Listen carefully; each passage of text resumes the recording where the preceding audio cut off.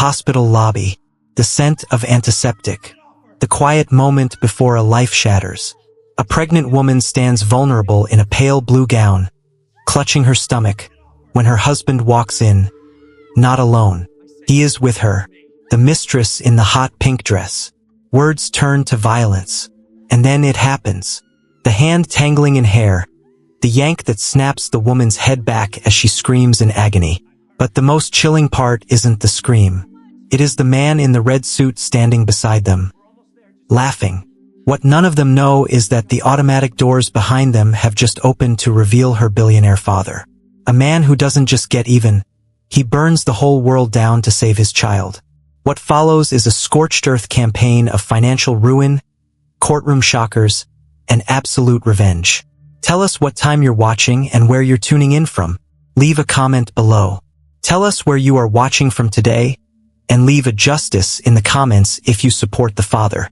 The sterile hum of the air conditioning at St. Jude's Medical Center vibrated through the lobby. The polished floors reflected the harsh white lights, casting a clinical, unforgiving glow over the room. Morgan Hodge sat near the entrance, her hands resting protectively over the high curve of her belly. Dressed only in a thin, pale blue hospital gown, she felt exposed.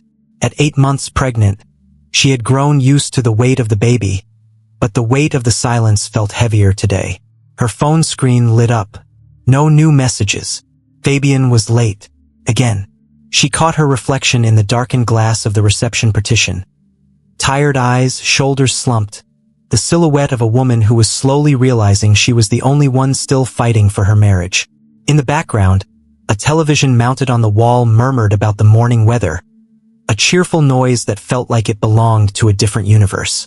A receptionist looked up and offered a tight, pitying smile.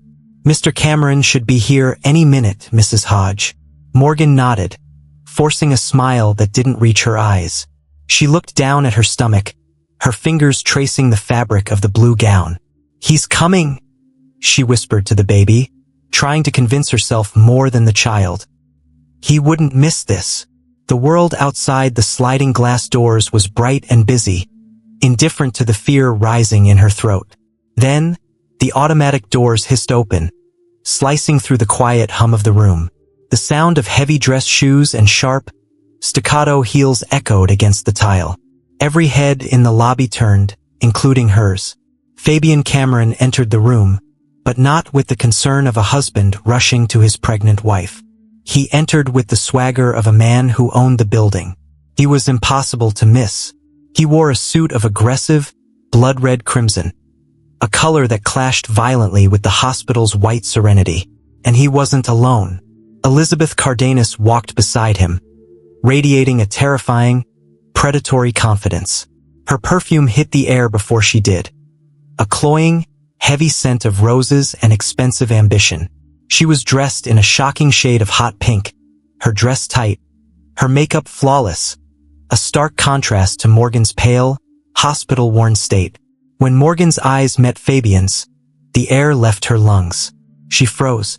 She had seen the text messages, the late-night calls she wasn't supposed to hear, but seeing them together, here, in the light of day, it was a nightmare made flesh. Elizabeth wasn't just a rumor anymore. She was the woman standing in the center of the lobby, smirking at Morgan's swollen form.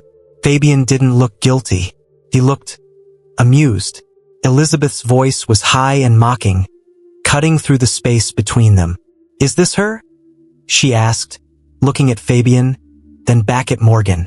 "She looks even worse than you described." Morgan's pulse hammered in her ears. She wanted to stand, to run, to hide the reality of her broken life from the strangers watching in the lobby. "Fabian," Morgan said, her voice trembling. "Why is she here? Please, just tell her to leave." Fabian chuckled, a low, cruel sound. He adjusted the cuff of his red jacket. "Now, Morgan, don't be rude. Elizabeth just wanted to see what all the fuss was about." Elizabeth stepped closer, her pink dress a blur of motion. "He's done pretending, sweetie," Elizabeth sneered, her face inches from Morgan's. "You're just an anchor dragging him down. Look at you. Pathetic." Morgan looked down, tears stinging her eyes, her hands tightening over her belly. "Go away," she whispered. Elizabeth laughed. It was a sharp, jagged sound meant to draw blood. "Go away," she mocked. "I'm not the one who's going away." Elizabeth's hand shot out, not to comfort but to strike. Her fingers tangled into Morgan's hair, gripping tight. With a sudden, violent jerk, she yanked Morgan's head back. Morgan screamed, the sound tearing through the lobby as she stumbled, clutching her stomach. Nurses gasped. The security guard shouted. But Fabian didn't help. He threw his head back, his red suit crinkling as his body shook with hysterical laughter, finding the sight of his wife's pain to be the funniest thing he had ever seen. Morgan squeezed her eyes shut, praying for it to end. She didn't see the automatic doors slide open one more time. She didn't see the older man in the long coat step through, or the way his face went from confusion to a mask of absolute, terrifying rage. But she would hear his voice soon enough. And so would the world.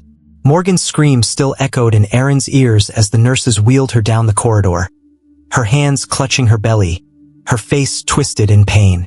The double doors to the NICU swung shut behind her, leaving him standing alone in the waiting room, his fists clenched so tight his knuckles had gone white. He turned slowly, his eyes finding Fabian across the room. The red suit looked garish under the fluorescent lights. Fabian was leaning against the reception desk, his voice smooth and practiced as he spoke to the two police officers who had arrived moments earlier. "Officer, I swear, it was an accident," Fabian said, his tone dripping with false concern. "My wife, she's very pregnant, you know, she tripped, lost her balance. I tried to catch her, but..." Erin's stomach turned. Tripped. The word hung in the air like poison. He had watched Elizabeth's hand tear into Morgan's hair. He had seen the violence, the cruelty, the laughter.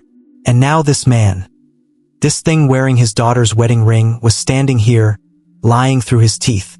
Erin stared at Fabian, and in that moment he understood. His son-in-law wasn't just unfaithful. He was a monster. Erin sat across from Teresa Schultz in the back room of a downtown steakhouse, the kind of place where deals were made in whispers and handshakes meant more than contracts. Teresa was sharp-eyed, silver-haired, and ruthless. She had been Erin's fixer for 20 years, cleaning up messes, burying scandals, making problems disappear. "Tell me what you need," she said, her pen poised over a leather notebook. Erin's jaw tightened. He thought of Fabian in that blood-red suit, laughing as his daughter screamed. "Everything," Erin said quietly. "His accounts, his reputation, his career, his mistress. I want him stripped down to nothing." Teresa didn't blink. "How far?" Erin leaned forward, his voice cold and deliberate. "Leave him with nothing but that red suit." Teresa smiled, a thin, predatory curve of her lips. She flipped the notebook closed. "Consider it done." The hotel bar was dimly lit, all leather booths and low jazz. Fabian slid into a corner seat, Elizabeth draped beside him in another tight dress, this one emerald green. "2 top-shelf whiskeys," Fabian said, flashing his Amex black card with a grin. The bartender swiped it, frowned, swiped again. "Sir, this card's been declined." Fabian laughed. "Try another one." He handed over 3 more cards. Each one came back the same. Declined, declined, declined. Elizabeth's smile faltered. "Fabian, what's going on?" His phone buzzed. An email notification. Subject: termination of board position Aguirre Corp. His hands shook as he read the words. Effective immediately. Gross misconduct. Public image violations. The room spun.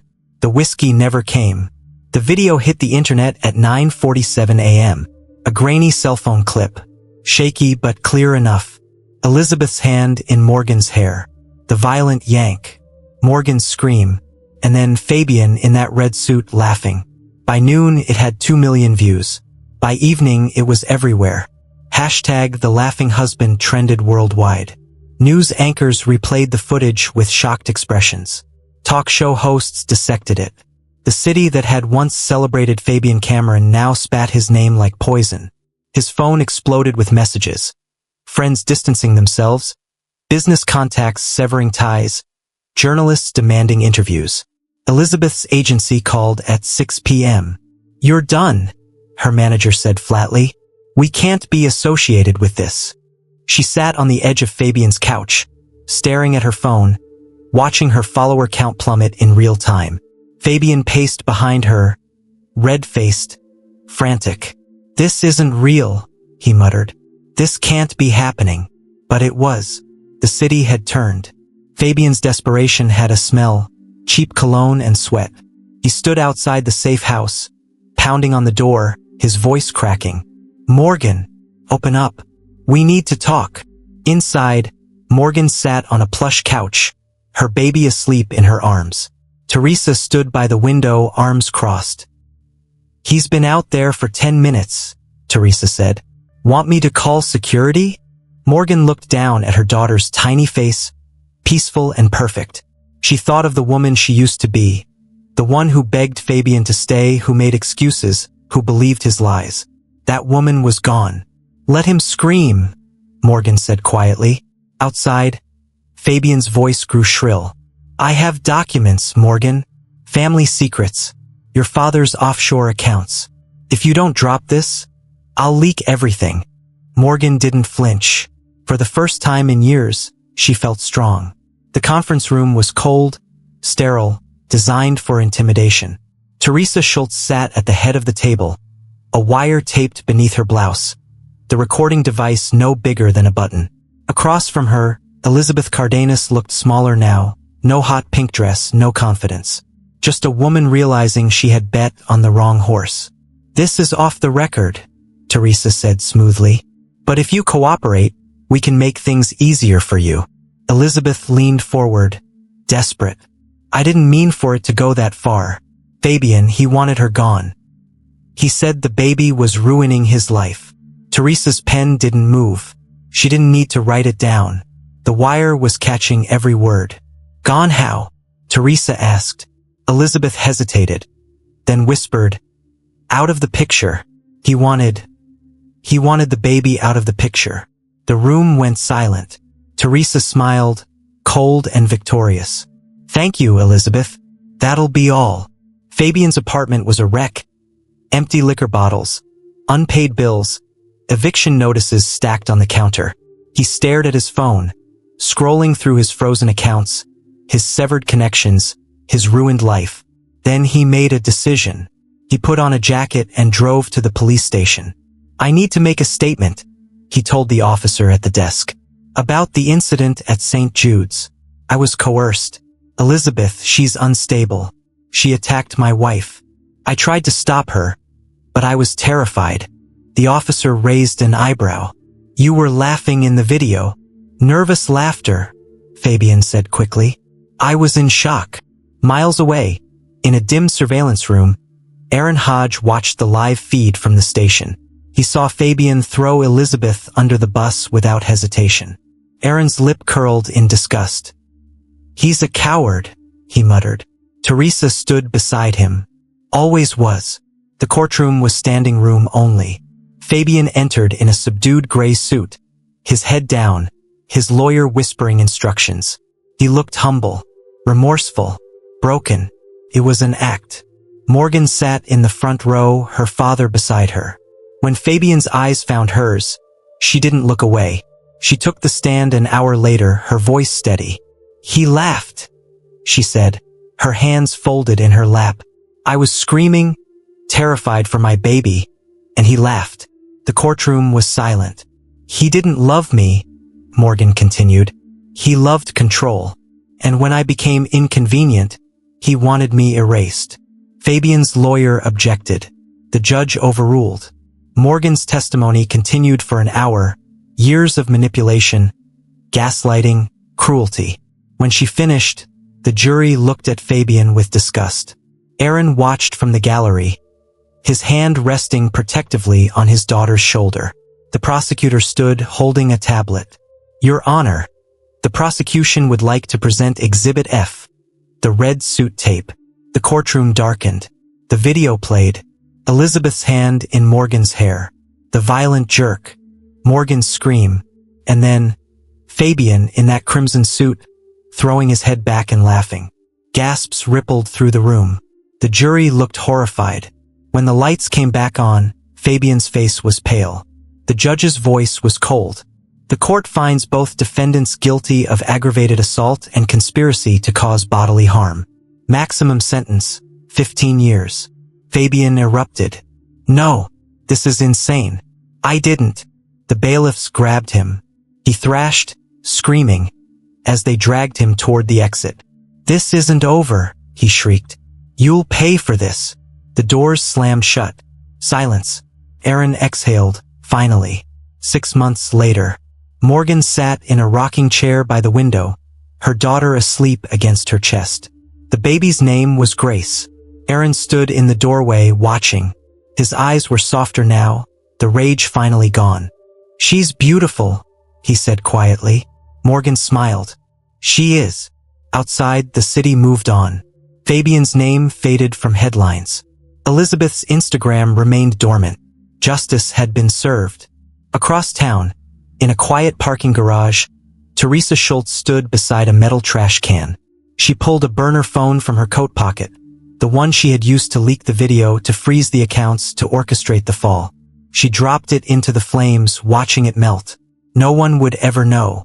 She had saved Morgan from a loveless marriage, and she had done it perfectly. Teresa walked away, disappearing into the night.